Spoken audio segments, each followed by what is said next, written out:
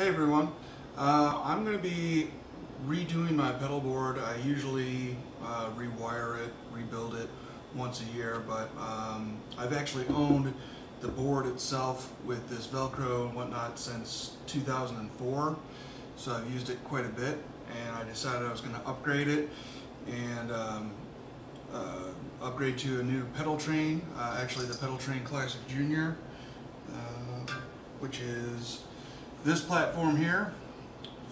So reason that I'm switching to this from this older one's been great, never had any issues with it. I've done, you know, hundreds and hundreds of gigs with that pedal board. It has served me well, but this allows for me to store the power supply underneath and all the cabling underneath, which gives me some different routing options, which would also help to reduce any noise, because you don't have instrument cables going over power cables. So that would be, you know, they generally have to run at a 90-degree angle if you don't want to have any noise. But if you have them separated and not touching each other, that's even better. So, so I'm going to go ahead and do this. I'm also going to, instead of using Velcro, I'm going to try to use dual lock instead of Velcro. But this is going to be a little bit of a smaller footprint for me. It's going to be lighter. So, like I said, the old pedal board's been fantastic, but after 15 some odd years, it's time to upgrade. So, so right now I'm just going to go ahead and I'm going to disassemble everything. I'm going to put the mounting bracket on for the power supply, get that mounted, so I'll do some video of all of that, and we'll go from there. Okay, so right now I'm just going to go ahead and mount the power supply. So I've got one of the screws taken out. So this mounting bracket is one that I bought directly from Pedal Train. So it is supposed to be for the Voodoo Labs pedal power, but I've got a old BBE supercharger. I think I got this right around 2009, 2010. But I looked at all the measurements, and so it looks like it fits. So I'm going to go ahead and see if it does fit. I might have to make a slight modification, but give it a try, see how it goes. Okay, so the brackets fit just fine. So I will mount it. I'll have to mark it and drill.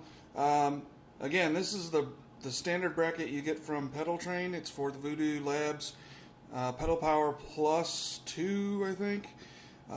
This is a BBE supercharger. Same kind of device. These are all isolated outputs. So you've got dip switches that allow you to go ahead and adjust the voltage. So it works fantastic. I've used it for a very, very long time. So as far as I'm concerned, it's as good as the Voodoo Labs.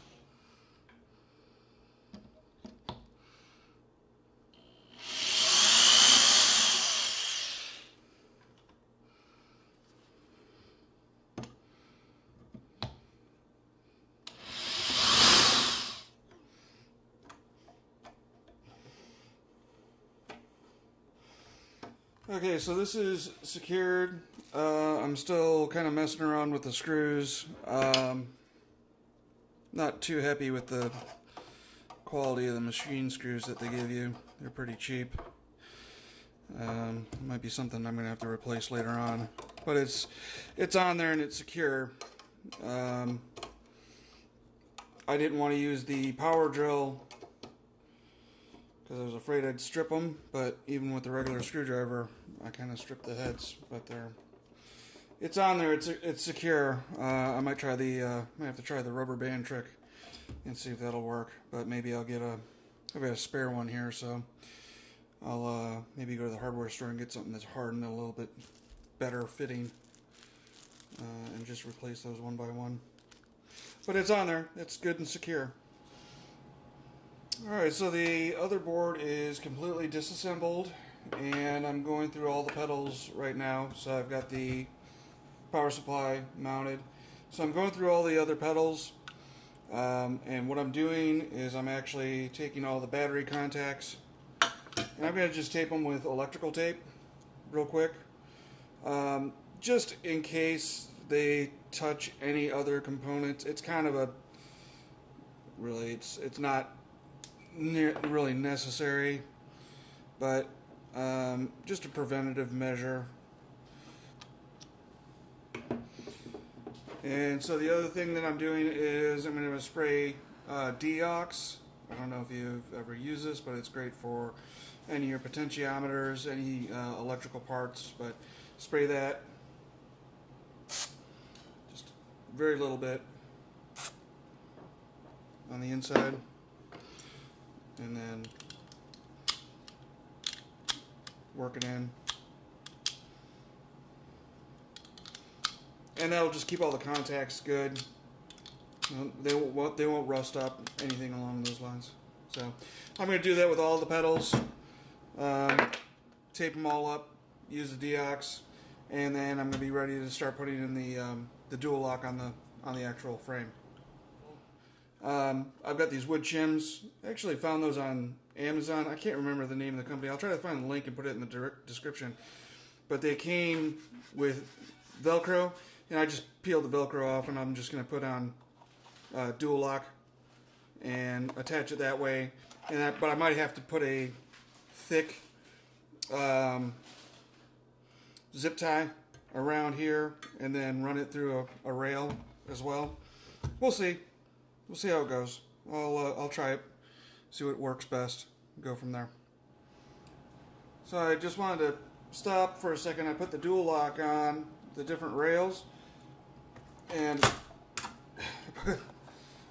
I put some on the wah pedal, and I wasn't sure if it would be strong enough to hold. Yeah.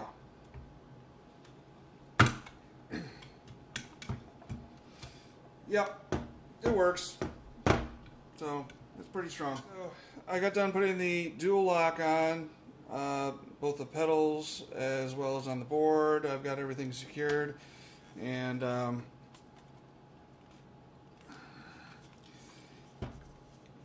they ain't going anywhere. Signal path, my input from the guitar is going into the wah pedal, then going to the MXR sugar drive. So this is MXR's version of the Klon Centaur. So it's they call it transparent drive, but it's really a boost pedal with some gain, some distortion. My girlfriend Terry got me this for my birthday. That's awesome. I absolutely love it. So she's awesome. Thank you so much. But I use this. It's almost on the whole time. It does have a buffer bypass. There's only a couple songs I do where I actually shut it off, and it's using that buffer. The rest of these are all in true bypass until I get to the tuner, and I'll talk about that in a minute. Then I go to the Phase 90, I go to the Blue Box. If you're not familiar with the Blue Box, it's a fuzz octave. It is an old pedal. This one is a newer purchased one, but the design has been around since the early 70s. Think of Led Zeppelin Fool in the Rain guitar solo. That's where that's used. I love the Blue Box. Hardly anybody uses these things, but I love it. I actually try to write parts specifically for that pedal because I love it so much. Because it's real finicky, and it doesn't work everywhere on the fretboard, and it's a goofy pedal, but I love it. Anyways, the Univibe, that's awesome. That's a great, really good optical version. The optical sensors that it has in there, it's fantastic. It sounds like an authentic Rotovibe type pedal. MXR carbon copy, analog delay. I think that came out in 2006. I tell you what, they definitely got that pedal right when they built it. This is fantastic. Has a really nice warm sound to it. So again, from the sugar drive on, this is all true bypass. It's true bypass on the Crybaby Wah. I'll talk about that in a second. And then I got to the Polytune, and this actually has a bona fide buffer available in it, so you have to actually open it up and flip a dip switch, and you can run this in buffered bypass. I never realized how much a buffered bypass makes a difference. My previous pedals were all Boss, and so those are all buffered bypass. I didn't think there'd be much of a change switching to true bypass. When I added the Polytune and put that in buffered bypass, just out of curiosity, that thing is fantastic. It makes a huge difference in your sound. So I highly recommend that. The wah pedal is a 535Q. It is a newer one. I used to have one of the original 90s versions of the Q, and gave it away to a friend because I was getting a different wah. I was using the Zakk Wylde wah.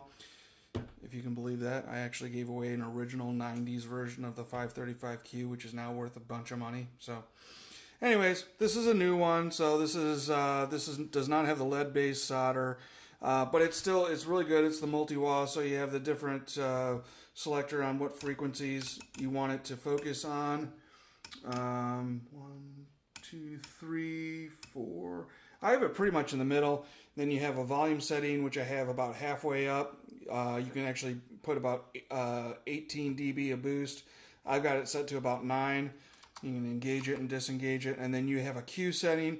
And the Q setting is how sharp the wah peak will be. I have it a little bit, it's pretty sharp. It's a little bit wider than a typical wah. So, and that's something that you can custom tailor, but that's kind of like the Swiss Army knife of all wah pedals. So it's really good, and I really enjoy that one. So next, I'm going to go ahead and do the wiring underneath, and but I just want to give everybody an idea of what the signal path was going to look like. So I'm going to run all the wires underneath, and it should look nice and neat. And I'll go ahead and do that right now. Well, I began wiring, and then I realized I had a little bit of an issue, did not expect. So the wiring, for example, from the wah going to the sugar drive is going to go this route. Okay, well, the cable underneath is actually a little too long, so I'm going to have to cut the cable and reconnect it, which brings me to another point I wanted to bring up. A lot of people will make comments about these solderless wires. I've never had a bad experience. In fact, this wire I've been using for 15 years, and it's never failed on me. And as far as patch cables go, there's so many other patch cables that I've purchased that were already, they were actually soldered, they were pre-connected, higher end ones, and those failed. I've never had one of these fail on me. So I know a lot of people say, no, you have to go with soldered. Solderless is not really good. Like I said, I've never had an issue with this. So I'm just going to go ahead and take off this side, trim it a little bit, and then reconnect. I'm done putting the instrument cable, the patch cables all together on here. So now I'm ready to do the power underneath. I had to change what I originally wanted. Need a little bit more room. My feet are not that small. So, but since this is on an angle, I think I'm going to be able to hit these pedals a lot easier. This is nice and clean and neat. I don't know. I'm liking it so far. So now I'll flip it over and I'll wire all of the power, and then I'll zip tie everything down, and I'll show you how I'm doing all of that here in just a minute. Here's the bottom now. Everything all wired. You've got the electrical spaghetti going on here. But what I'm going to do is I'm going to use these cable ties. There's an adhesive.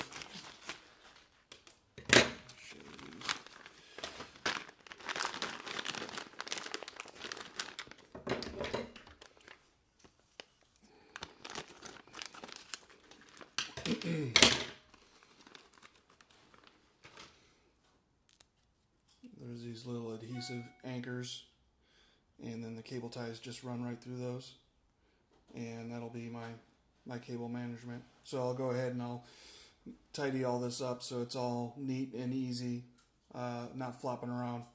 So okay, well, here is the final product. Everything underneath tied down with cable management, cable ties. Nothing's jiggling around. Nothing's going to get caught on anything. So it's pretty neat. There's a lot of excess cable. They do make the solderless power cables. I'm interested in getting that and cutting them directly towards length. But for right now, this is definitely going to work just fine. So, and here's the finished product on the top.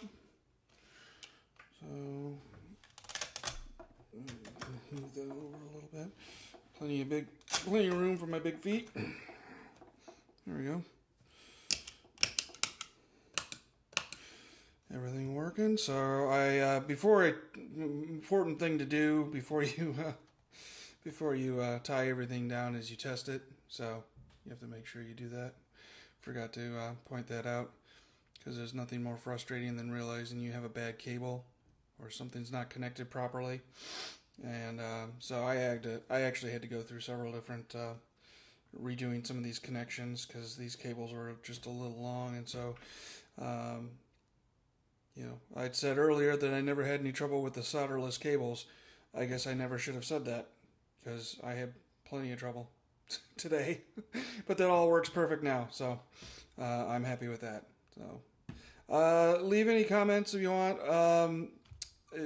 I will show you the case here.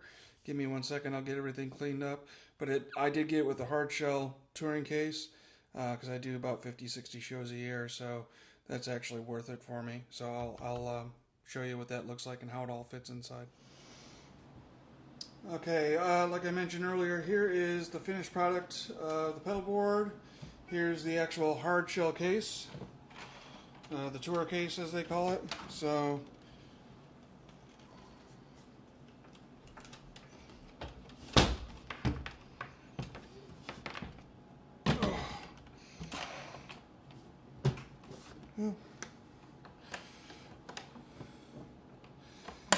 gig ready. Okay. Nice. So, that's a lot lighter. Yeah, I'm happy with it. I think it's a good setup.